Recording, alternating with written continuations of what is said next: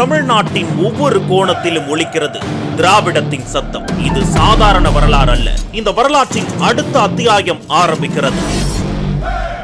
பெரியாரின் கனவுகளை சுமந்து அண்ணா கலைஞரின் பாதையில் தளபதி ஸ்டாலின் வழிநடப்பவர்.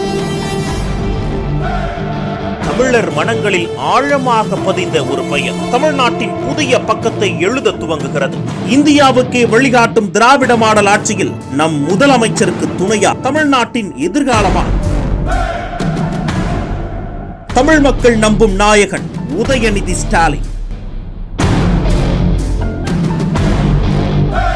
உலகுக்கு தமிழர் பெருமையை சொல்ல துடிக்கும் ஆளுமை உதயமாகிறது.